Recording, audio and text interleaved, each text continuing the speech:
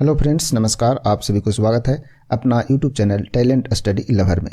तो चलिए क्लास शुरू करते हैं। उससे पहले आपको बता दें कि यह क्लास आने वाले एग्ज़ाम जो बिहार एसआई मेंस है उसका एग्ज़ाम के लिए फुल प्रैक्टिस सेट सीरीज है, जिसमें आपको टोटल 100 क्वेश्चन देखने को मिलेंगे। तो क्वेश्चन का आंसर आप लोग भी देते चलिएगा और लास्ट में कमेंट में ज़रूर बताइएगा आपके कितने मार्क्स आ रहे हैं। तो चलिए शुरू करते हैं। और इस क्लास का PDF आपको टेलीग्राम पर प्रोवाइड करा दिया जाता है, तो आप वहाँ से डाउनलोड कर रिवीजन भी कर सकते हैं।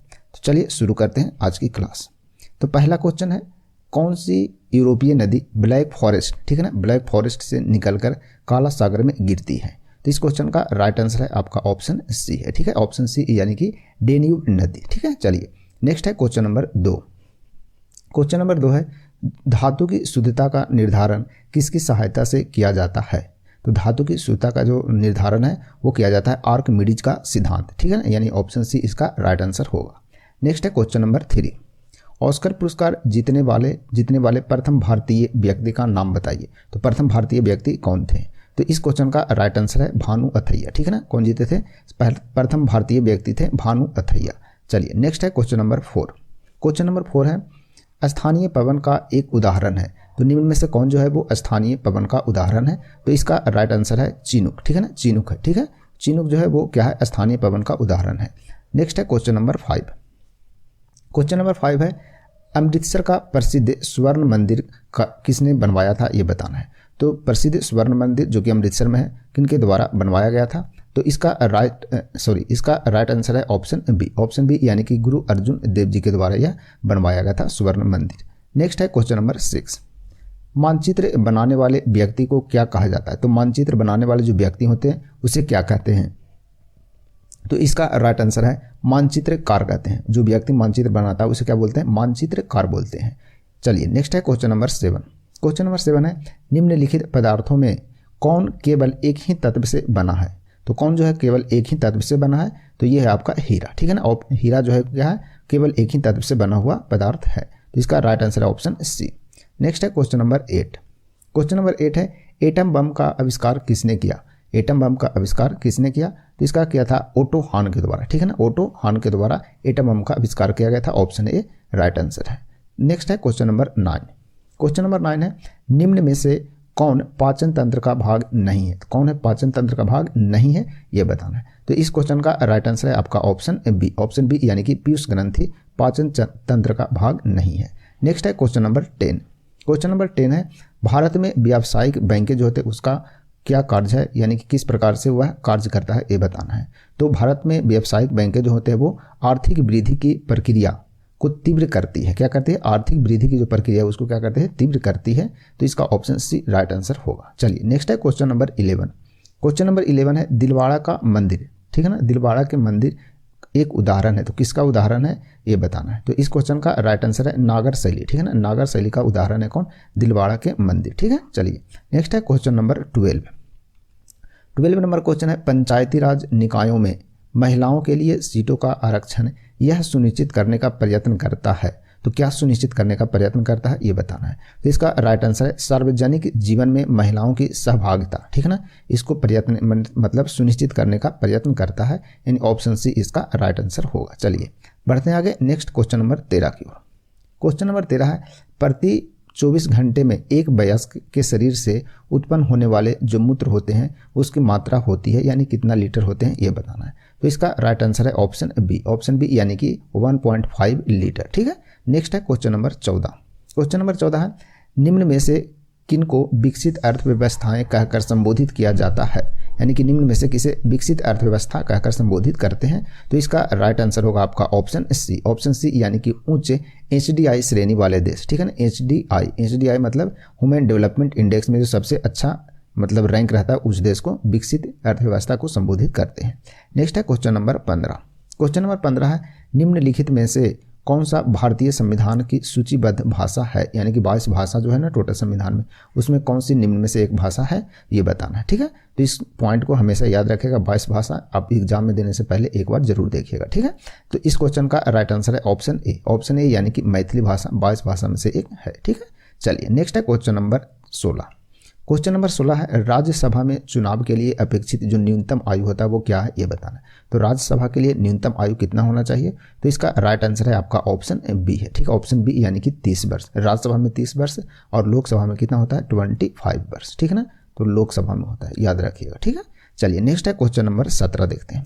17 नंबर क्वेश्चन है ऋग वैदिक काल में ग्राम प्रमुख को क्या कहा जाता था। तो ऋग वैदिक काल में जो गांव के प्रमुख होते थे उसे क्या कहते थे, तो उसे हम क्या कहते थे, ग्रामणी कहते थे। उसे क्या बोलते थे, ग्रामणी बोलते थे, यानी ऑप्शन सी राइट आंसर होगा। चलिए नेक्स्ट है क्वेश्चन नंबर 18। क्वेश्चन नंबर 18 है जो चोंच किससे बनती है, यानी कि जो पक्षी में जो चोंच होते हैं वो किससे बनते हैं। तो इसका राइट आंसर क्या है, तो इसका राइट आंसर है जबड़ा। ठीक है ना, ये अब जबड़े से बने होते हैं। ठीक है, चलिए नेक्स्ट है क्वेश्चन नंबर 19 देखते हैं। क्वेश्चन नंबर 19 है यूरोप में किसी अन्य भविष्य की क्रांति को रोकने के लिए किया गया युद्धोत्तर चतुर्राष्ट्र सहबंध किसके द्वारा शुरू किया गया था ये बताना है। ठीक है ना, तो किसके द्वारा यह शुरू किया गया था युद्धोत्तर चतुर्राष्ट्र सहबंध। ठीक है ना, तो इसका राइट आंसर है ऑप्शन सी। ऑप्शन सी यानी कि इटो वॉन बिस्मार्क के द्वारा यह शुरू किया गया था। किसके द्वारा, इटो वॉन बिस्मार्क के द्वारा। चलिए नेक्स्ट है क्वेश्चन नंबर 20 नंबर क्वेश्चन है इंद्र के हाथी का नाम क्या है। तो इंद्र के जो हाथी है उसका नाम क्या है, तो उनका नाम है ऐरावत। ठीक है ना, क्या नाम है, ऐरावत। ठीक है, यानी ऑप्शन ए राइट आंसर होगा। चलिए नेक्स्ट है क्वेश्चन नंबर 21 देखते हैं। 21 है जार निकोलस द्वितीय की पत्नी अलेक्जेंड्रा किस मठवासी के वशीभूत थी ये बताना है। ठीक है, तो इसका राइट आंसर है रासपुतिन। ठीक है ना, किसके वशीभूत थी, तो रासपुतिन के। ठीक है ना, ऑप्शन बी इसका राइट आंसर होगा। ठीक है, तो अपन लोग इसे रिवीजन करते हुए इस सेट को पूरा 100 क्वेश्चन तक चलेंगे। ठीक है ना, और यदि वीडियो अच्छा लगे तो वीडियो को लाइक शेयर भी करते रहिएगा। चलिए बढ़ते हैं आगे। नेक्स्ट है क्वेश्चन नंबर 22 की ओर। 22 नंबर क्वेश्चन है हिमालय पर्वत श्रृंखलाएं किस दिशा से किस दिशा में जाती है। ठीक है ना, हिमालय पर्वत श्रृंखलाएं किस दिशा से किस दिशा में जाती है तो ये बताना है। तो इसका राइट आंसर है पश्चिम से पूर्व की ओर। किधर से किधर, तो पश्चिम से पूर्व की ओर जाती है। ठीक है, चलिए बढ़ते हैं आगे। नेक्स्ट क्वेश्चन नंबर 23 की ओर।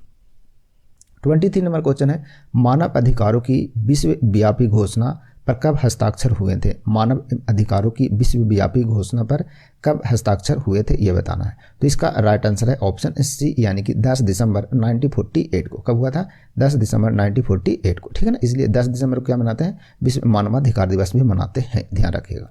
नेक्स्ट है क्वेश्चन नंबर 24 है नीति आयोग के अध्यक्ष यानी चेयरमैन कौन होते हैं।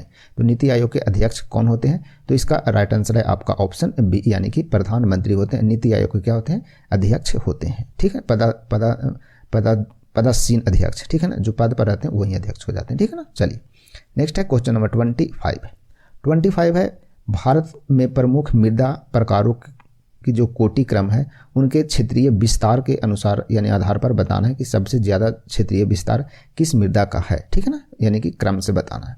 तो इसका राइट आंसर होगा आपका ऑप्शन डी। ठीक है ना, ऑप्शन डी यानी कि सबसे अधिक है काली मिट्टी, उसके बाद लाल मिट्टी, उसके बाद जलोढ़ मिट्टी और फिर लैटेराइट मिट्टी। ठीक है ना, तो ऑप्शन डी इसका राइट आंसर होगा। चलिए बढ़ते हैं आगे। नेक्स्ट क्वेश्चन नंबर 26 की ओर। 26 में भारत में कौन सा परमाणु शक्ति स्टेशन पूरी तरह से देशज यानी कि पूरे अपने देश के द्वारा स्वयं के रूप से बनाया गया, यानी कि खुद अपना देश बनाया है। ठीक है ना, तो कौन है वो ऐसा स्टेशन ये बताना है। ठीक है, तो इसका राइट आंसर है आपका ऑप्शन ए है। ठीक है ना, ऑप्शन ए यानी कि कल्पक्कम परमाणु ऊर्जा। ठीक है ना, कल्पक्कम परमाणु शक्ति स्टेशन है। ठीक है ना, जो कहाँ स्थित है, तमिलनाडु में यह स्थित है। कहाँ है, तमिलनाडु में,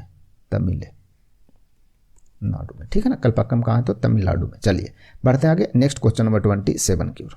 27 है प्राचीन मगध राज्य के बारे में निम्नलिखित में से कौन सा कथन सत्य है ये बताना है। तो प्राचीन मगध के बारे में कौन सा कथन सत्य है। ठीक है, चलिए तो इसका राइट आंसर है आपका ऑप्शन ए है। ठीक है ना, ऑप्शन ए यानी कि राजधानी जो था मगध का प्रारंभ में यानी कि शुरुआती टाइम में कहाँ था, राजगीर में। ठीक है ना, शुरू में कहाँ था, राजगीर में, और बाद में फिर कहाँ हो गया था, पाटलिपुत्र में स्थानांतरित किया गया था। ठीक है, यानी ऑप्शन ए इसका राइट आंसर होगा। ठीक है, चलिए बढ़ते हैं आगे। नेक्स्ट क्वेश्चन नंबर 28 की ओर।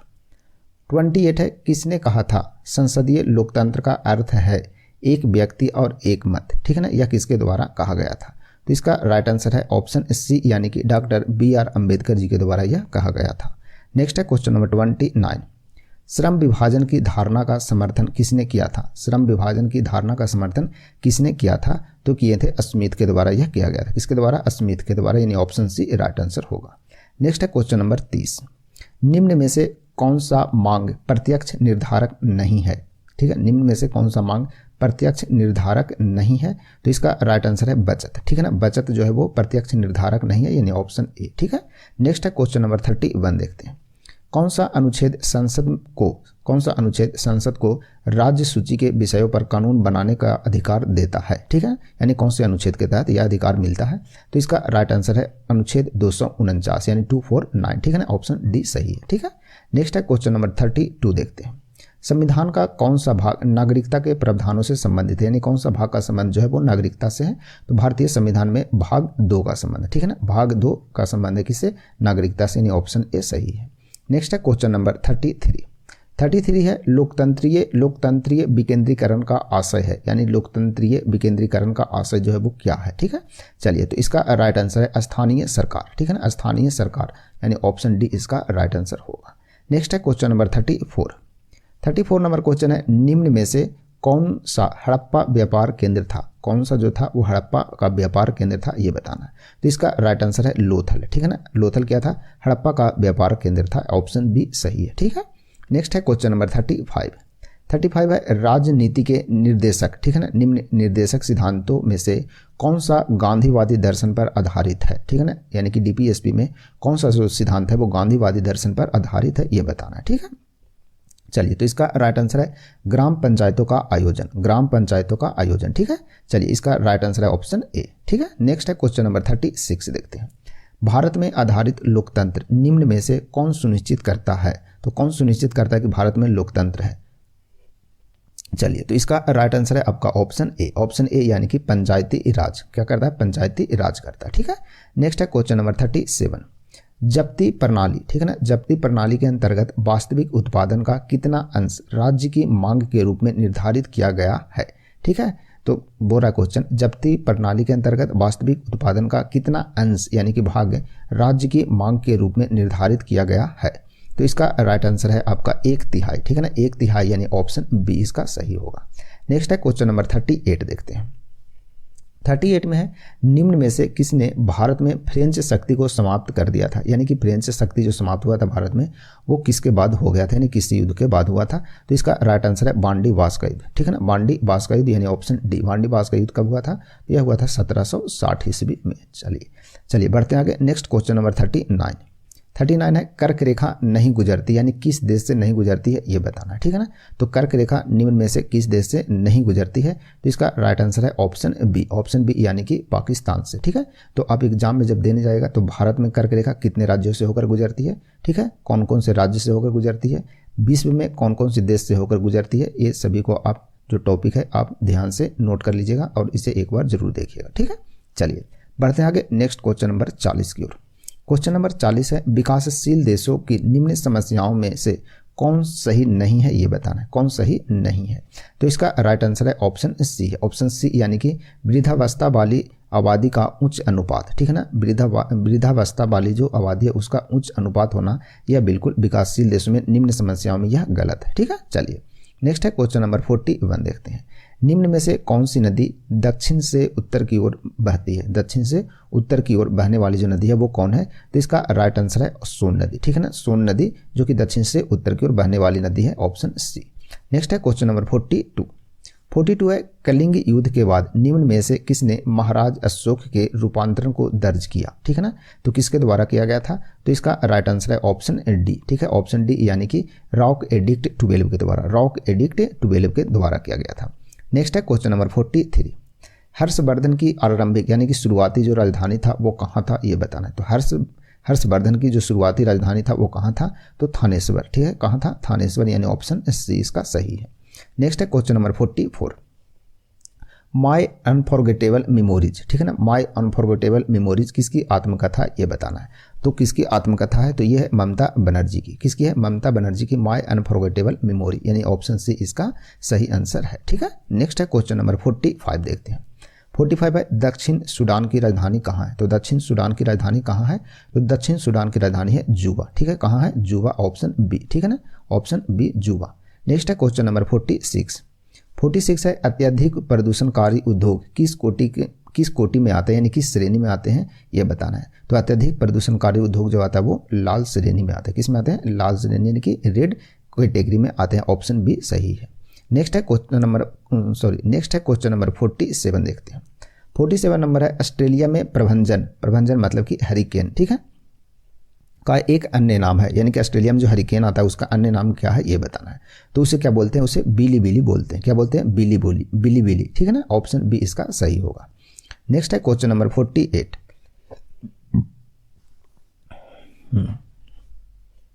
चलिए देखते हैं क्वेश्चन नंबर 48। व्यर्थ भूमि, ठीक है ना, व्यर्थ भूमि के अंतर्गत अधिकतम क्षेत्र वाला राज्य है, यानी भारत में जो सबसे अधिकतम व्यर्थ भूमि वाला क्षेत्र है वो किस राज्य में है ये बताना है, ठीक है। तो इसका राइट आंसर है ऑप्शन डी, यानी कि जम्मू कश्मीर में सबसे अधिकतम व्यर्थ भूमि वाला क्षेत्र है। नेक्स्ट है क्वेश्चन नंबर 49। करगम कहाँ का लोक नृत्य है, करगम कहाँ का लोक नृत्य यानी किस राज्य का लोक नृत्य है ये बताना है। तो करगम कहाँ का है, तमिलनाडु का लोक नृत्य है, ठीक है। चलिए नेक्स्ट है क्वेश्चन नंबर 50 देखते हैं। Question number 50। निम्न में से जो विख्यात खिलाड़ियों में राजीव गांधी खेल रत्न पुरस्कार प्राप्त करने वाला पहला व्यक्ति कौन था ये बताना है। तो सबसे पहले राजीव गांधी खेल रत्न पुरस्कार किन्हें मिला था, तो ये मिला था विश्वनाथन आनंद को, ठीक है ना, यानी ऑप्शन बी इसका राइट आंसर होगा, ठीक है। तो ये आपको 100 क्वेश्चन में 50 क्वेश्चन तो आपके हो चुके हैं, ठीक है। तो आप वीडियो को पूरा ज़रूर देखिएगा, मज़ा आएगा देखने में, और एग्ज़ाम देने से पहले ज़रूर देखिएगा। अभी तक 4 सेट आपको करा चुके हैं, तो 4 सेट में इसको मिला करके 4 सेट, और आने वाले टाइम में और भी देखेंगे, कोशिश करेंगे कि और भी सेट आपको प्रैक्टिस हो जाए, ठीक है। चलिए शुरू करते हैं, आगे बढ़ते हैं नेक्स्ट क्वेश्चन नंबर 51 की ओर। 51 नंबर क्वेश्चन है हीरा है, यानी कि हीरा क्या है ये बताना है, ठीक है ना। हीरा क्या है, तो हीरा क्या है, तो हीरा एक शुद्ध कार्बन है, यानी ऑप्शन बी इसका राइट आंसर होगा, ठीक है। ऑप्शन बी यानी हीरा क्या है, शुद्ध कार्बन। चलिए नेक्स्ट है क्वेश्चन नंबर 52 नंबर क्वेश्चन है पिन्ना, जिसे क्या बोलते हैं, पिन्ना मतलब कर्णपाली एवं बाह्यस्रावणीय नली पाई जाती है, तो वह कहाँ पर यानी किस में पाई जाती है ये बताना है। कर्णपाली एवं बाह्यस्रावणीय नली यानी शॉर्टकट में बोले तो पिन्ना पाई जाती है, तो निम्न में से किस में पाई जाती है ये बताना है। तो इसका राइट आंसर है ऑप्शन सी, यानी कि स्तनपायी में यह पाए जाते हैं। जितने भी स्तनपायी जानवर या जीव होते हैं, जो भी जीव होते हैं उसमें पाया जाता है। नेक्स्ट है क्वेश्चन नंबर 53 देखते हैं। कौन सा वृक्ष पार्किंसंस रोग का उपचार करने की औषधि का एक स्रोत है, ठीक है। तो कौन सा वृक्ष है ये बताना है। तो इसका राइट आंसर है ऑप्शन सी, यानी कठहलता, ठीक है ना। कठहलता एक वृक्ष का नाम है, ठीक है ना। तो कौन सा वृक्ष है, तो कठहलता वृक्ष है। नेक्स्ट है क्वेश्चन नंबर 54। CO में कार्बन और ऑक्सीजन का जो रेशियो होता है संयुक्त रूप से, वो क्या है ये बताना है। तो CO में कार्बन और ऑक्सीजन किस अनुपात में संयुक्त होते हैं। तो इसका राइट आंसर है ऑप्शन डी, यानी कि 3:2 में होते हैं, ठीक है ना, भार द्वारा। नेक्स्ट है क्वेश्चन नंबर 55। अधिकतम श्रृंखलन दर्शाने वाला तत्व है, अधिकतम श्रृंखलन दर्शाने वाला जो तत्व है वो कौन है। तो ये है नाइट्रोजन, यानी ऑप्शन ए इसका सही होगा, ठीक है। नेक्स्ट है क्वेश्चन नंबर 56। वह प्रक्रिया जिसमें कोई भी ऊष्मा प्रणाली में न तो प्रवेश करती है या उसे छोड़ती है क्या कहलाती है ये बताना है, ठीक है। तो इसका राइट आंसर है क्या कहलाता है, ये रुद्धोष्म कहलाता है। क्या कहलाता है, रुद्धोष्म, यानी ऑप्शन डी, ठीक है। नेक्स्ट है क्वेश्चन नंबर 57। वाहनों की स्थिति पता लगाने के लिए उसमें जो साधन लगाया जाता है उसे क्या कहते हैं, ठीक है। वाहनों में जो स्थिति पता लगाने के लिए जो साधन लगाया जाता है, यानी कि जो मशीन लगाया जाता है उसे क्या बोलते हैं, उसे GPS बोलते हैं, यानी ग्लोबल पोजिशनिंग सिस्टम, ठीक है ना। उसे शॉर्टकट में क्या बोलते हैं, GPS बोलते हैं, ठीक है। ऑप्शन ए इसका राइट आंसर होगा। नेक्स्ट है क्वेश्चन नंबर 58 है निम्नलिखित में से किसने प्रशासन के प्रमुख पदों पर भूपति सरदारों की अपेक्षा विशेष गुलामों की वरीयता दी, यानी कि शासक के द्वारा यह दिया गया वरीयता।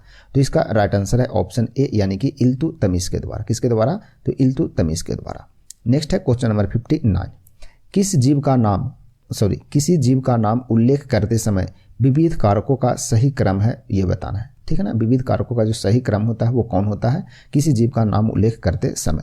तो इसका राइट आंसर है आपका ऑप्शन बी, यानी कि पहले वर्ग, गण और फिर परिवार होता है, यानी ऑप्शन बी सही है, ठीक है। नेक्स्ट है क्वेश्चन नंबर 60 देखते हैं। क्वेश्चन नंबर 60 देखते हैं क्या बोल रहा है। जीवन का उद्भव इसके द्वारा हुआ, यानी जीवन का जो उद्भव हुआ वो किसके द्वारा हुआ है। तो जीवन का उद्भव किसके द्वारा हुआ, तो रासायनिक विकास से हुआ। किससे हुआ, रासायनिक विकास से, ठीक है। नेक्स्ट है क्वेश्चन नंबर 61 देखते हैं। 61 है आनुवंशिक कूट के संग्रह के लिए उत्तरदायी अणु है, तो कौन है, ठीक है ना। तो आनुवंशिक कूट के लिए संग्रह के लिए उत्तरदायी जो अणु है वो कौन होता है, तो इसका होता है DNA होता है। कौन होता है, DNA, यानी ऑप्शन ए इसका सही होगा। नेक्स्ट है क्वेश्चन नंबर 62 देखिए। 62 में चुंबकीय पदार्थ जो चुंबकीय क्षेत्र को दृढ़तर हिस्सों से दुर्बल हिस्सों में गतिमान होता है वह है, यानी वह क्या है। ठीक है, तो इसका सही उत्तर है प्रतिचुंबकीय। वह क्या है, प्रतिचुंबकीय होता है। नेक्स्ट है क्वेश्चन नंबर 63। निम्न में से किस ईंधन को द्वितीयक यानी कि गौण ईंधन कहा जाता है। निम्न में से किसे द्वितीयक ईंधन या गौण ईंधन कहते हैं। तो इसका राइट आंसर है ऑप्शन डी यानी कि कोयला गैस को। ठीक है ना, किसे बोलते हैं, कोयला गैस को द्वितीयक ईंधन कहते हैं। नेक्स्ट है क्वेश्चन नंबर 64। किसी जीव में हुए आकस्मिक वंशागत परिवर्तन को क्या कहा जाता है। किसी जीव में हुए आकस्मिक, ठीक है ना, वंशागत परिवर्तन को क्या कहते हैं, तो उसे उत्परिवर्तन कहते हैं। क्या बोलते हैं, उत्परिवर्तन, यानी ऑप्शन ए बोलते हैं। ठीक है ना, ऑप्शन ए यानी कि उत्परिवर्तन कहते हैं।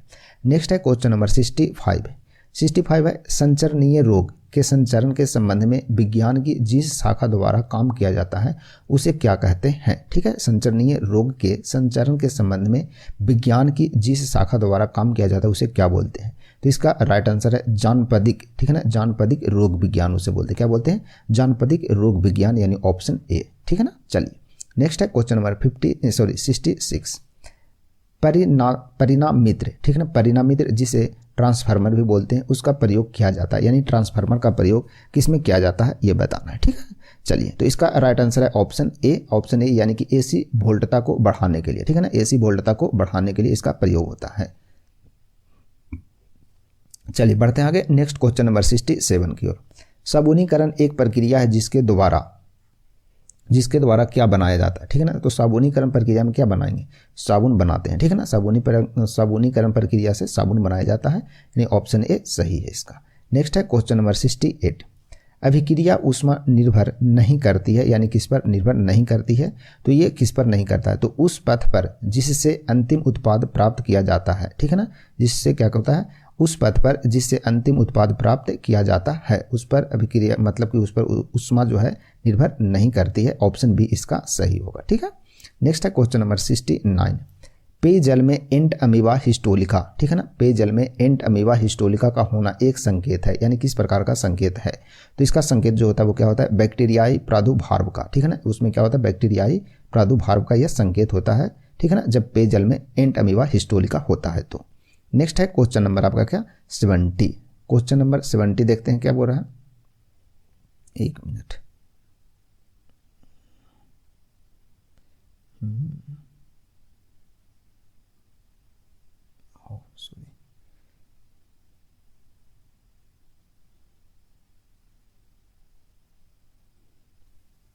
चलिए देखते हैं क्वेश्चन नंबर 70 की ओर।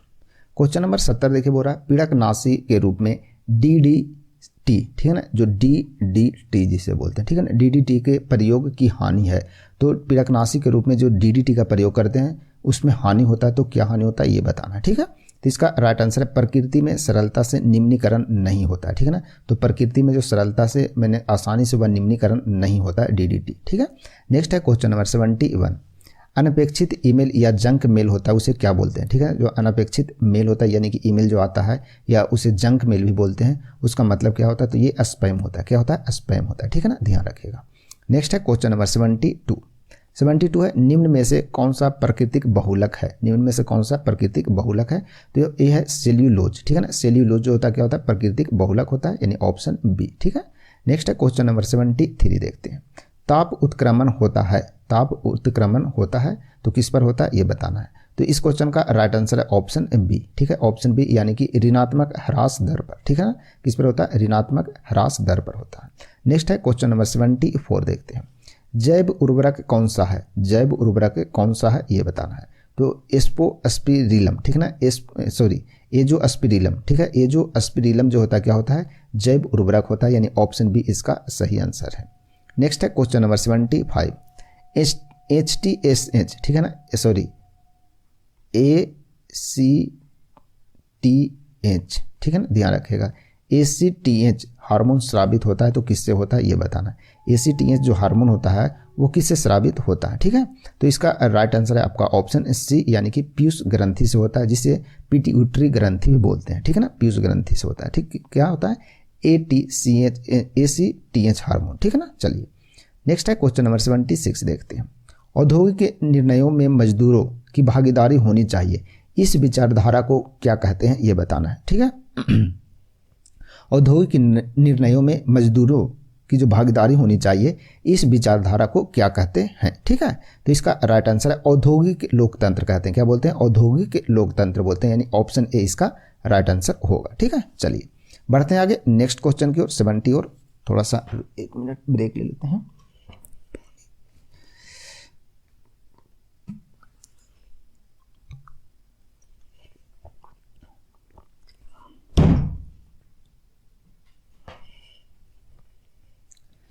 चलिए बढ़ते हैं आगे नेक्स्ट क्वेश्चन की ओर।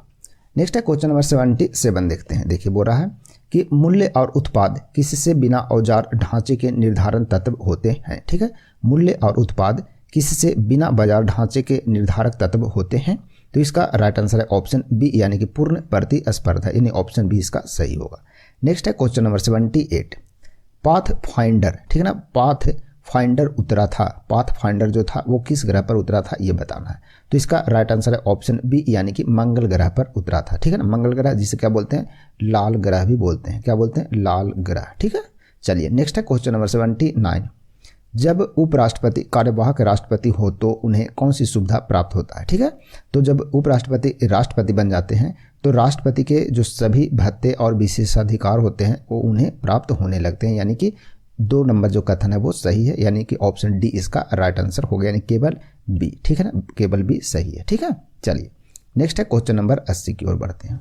अध्यक्षीय सरकार में राष्ट्रपति होते हैं, जो अध्यक्षीय सरकार होता है उसमें राष्ट्रपति क्या होते हैं ये बताना है। ठीक है ना, चलिए तो इसका राइट आंसर है ऑप्शन ए होते हैं, ऑप्शन ए, यानी कि विधानमंडल पर आश्रित नहीं होते हैं। ठीक है ना, विधानमंडल पर आश्रित नहीं होते हैं किसमें? अध्यक्षीय सरकार में। ठीक है ना, चलिए नेक्स्ट है क्वेश्चन नंबर 81 है, प्रचलित निषेधाधिकार द्वारा संविधान में संशोधन करने की पद्धति कहाँ से लिया गया है ये बताना है। प्रचलित निषेधाधिकार द्वारा संविधान में संशोधन करने की पद्धति कहाँ से लिया गया, यानी किस देश के संविधान से लिया गया है? तो ये लिया गया स्विट्जरलैंड के संविधान से, यानी ऑप्शन बी इसका राइट आंसर होगा। ठीक है, चलिए नेक्स्ट है क्वेश्चन नंबर 82 देखते हैं। सरकार की संसदीय प्रणाली का अन्य संक्रमणीय गुण निम्नलिखित में से कौन सा है? ठीक है, तो इसका राइट आंसर है आपका ऑप्शन बी है, ऑप्शन बी, यानी कि कार्यपालिका और विधानमंडल का संयोजन, कार्यपालिका और विधानमंडल का संयोजन। ठीक है, चलिए नेक्स्ट है क्वेश्चन नंबर 83 देखते हैं। समानता का निम्नलिखित में से कौन सा प्रकार समानता की उदारवादी धारणा के सदृश नहीं है? ठीक है, कौन सा सदृश नहीं है? तो ये आर्थिक समानता। ठीक है ना, आर्थिक समानता, यानी ऑप्शन डी इसका सही होगा। ठीक है, चलिए नेक्स्ट है क्वेश्चन नंबर 84 देखते हैं। अकबर की दूसरी राजधानी कौन सी थी ये बताना है। तो अकबर की दूसरी राजधानी कौन सी थी? तो ये था फतेहपुर सीकरी। क्या था? फतेहपुर सीकरी था। ठीक है, चलिए नेक्स्ट है क्वेश्चन नंबर 85, भारत के लिए समुद्री मार्ग की खोज करने वाला प्रथम देश कौन सा था? भारत के लिए समुद्री मार्ग की खोज करने वाला प्रथम देश कौन सा था ये बताना। ठीक है, तो इसका राइट आंसर है ऑप्शन ए, यानी कि पुर्तगाल। कौन था? पुर्तगाल देश था। नेक्स्ट है क्वेश्चन नंबर 86 देखते हैं। कर्नाटक का एकीकरण किस वर्ष किया गया ये बताना। तो कर्नाटक का एकीकरण कब हुआ था? तो कर्नाटक का एकीकरण हुआ था 1956, यानी कि 1956 में। ऑप्शन ए इसका सही होगा। नेक्स्ट है क्वेश्चन नंबर 87 देखते हैं। भारतीय विश्वविद्यालय अधिनियम किसने लागू किया? भारतीय विश्वविद्यालय अधिनियम किसने लागू किया था? तो इस किए थे लॉर्ड कर्जन के द्वारा किया गया था। ऑप्शन ए इसका सही होगा। नेक्स्ट है क्वेश्चन नंबर 88, चीनी यात्रियों ने सर्वप्रथम भारत की यात्रा क्यों की? यानी चीनी यात्री ने भारत में सर्वप्रथम यात्रा क्यों किया ये बताना है। क्योंकि उन्हें बौद्ध धर्म में क्या था? रुचि थी। ठीक है ना, इसलिए किया था, यानी ऑप्शन ए इसका सही होगा। ठीक है, चलिए नेक्स्ट है क्वेश्चन नंबर 89 देखते हैं।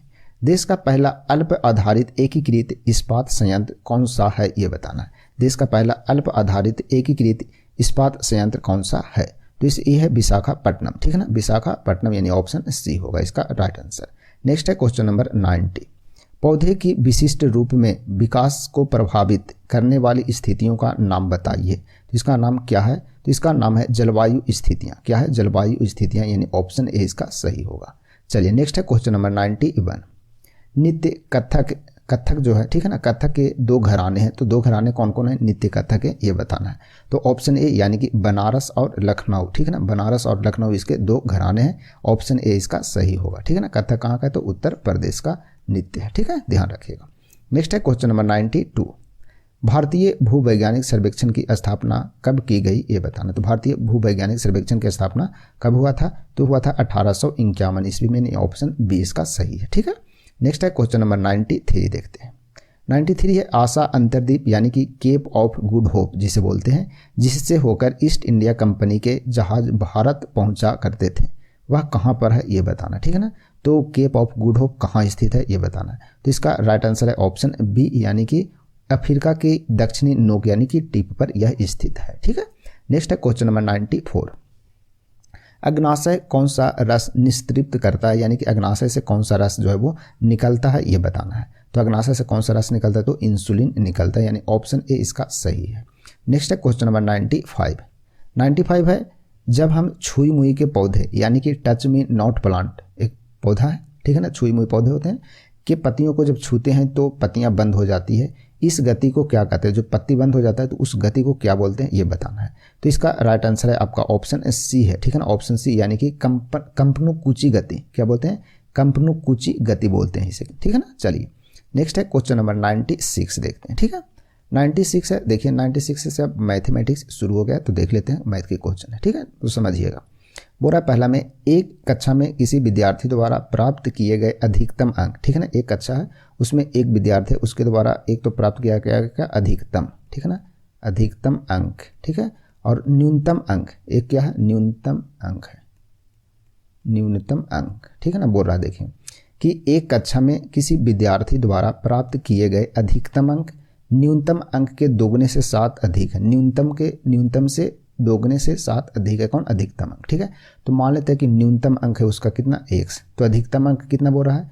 अधिकतम जो अंक होगा वो दोगुने से 7 अधिक है, यही है ना। देखिए बोल रहा है, फिर से समझिए, बोल रहा है एक कक्षा में किसी विद्यार्थी द्वारा प्राप्त किए गए अधिकतम जो अंक है वो न्यूनतम अंक के दोगुने से 7 अधिक है। तो न्यूनतम x मान लिया, तो ये हो गया कितना? 2x, उससे भी 7 अधिक यानी कि 7।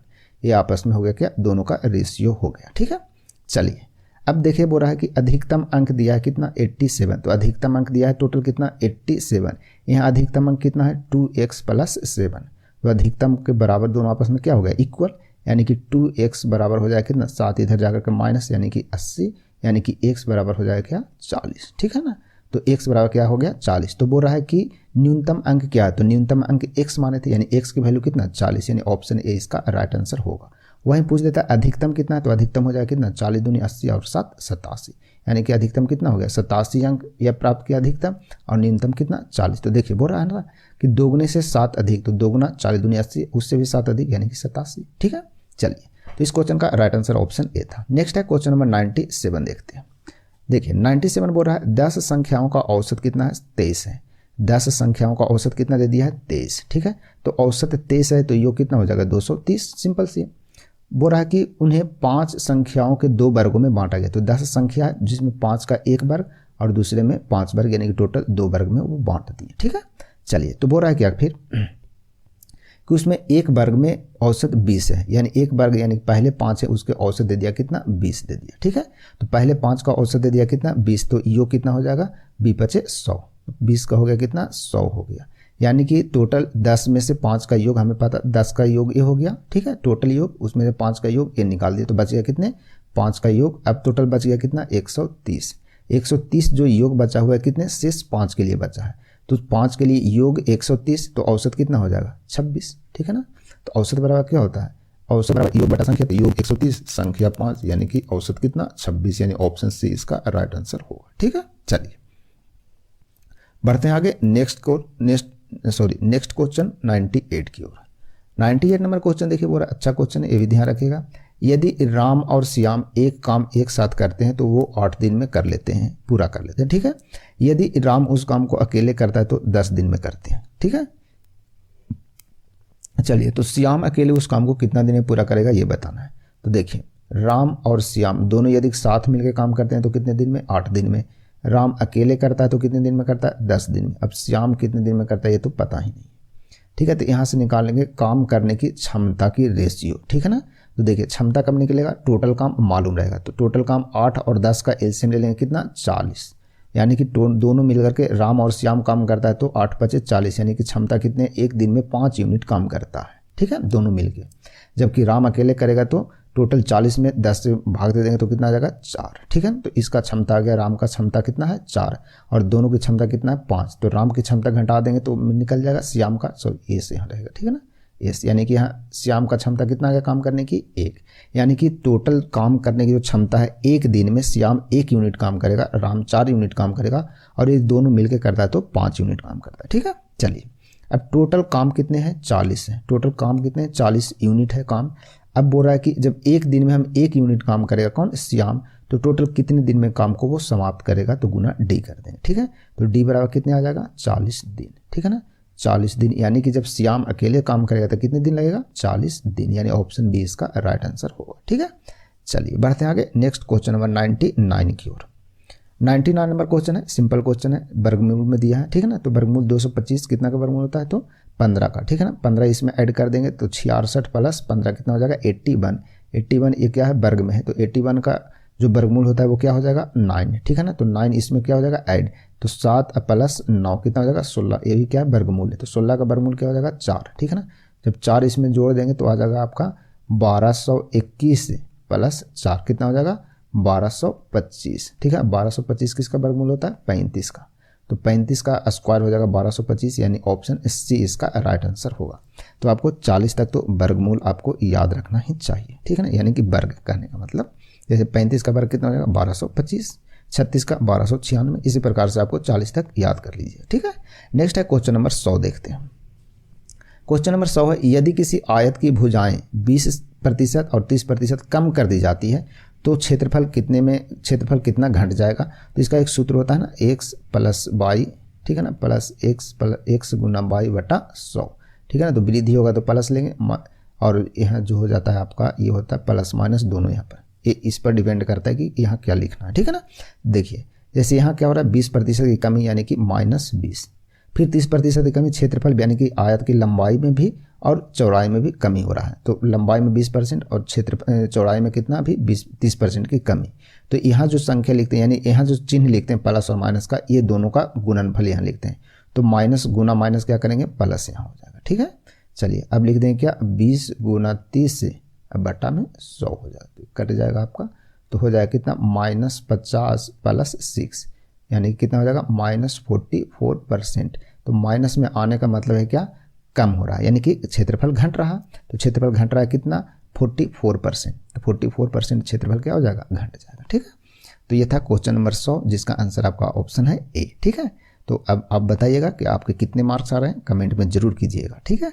चलिए तो आज की क्लास यहीं समाप्त करते हैं और आपको कुछ बता दें कि आने वाले टाइम में कुछ और भी सेट आपको एग्जाम आते आते करवा लेंगे, तो फुल सेट ही रहेंगे, ठीक है ना। चलिए यदि बताइएगा वीडियो आपको कैसा लगा, वीडियो अच्छा लगता है तो वीडियो को लाइक शेयर एंड अपना YouTube channel talent study lover को सब्सक्राइब जरूर कीजिएगा। तो मिलते हैं आपको फिर कल नई क्लास में, तब तक के लिए आप सभी को धन्यवाद।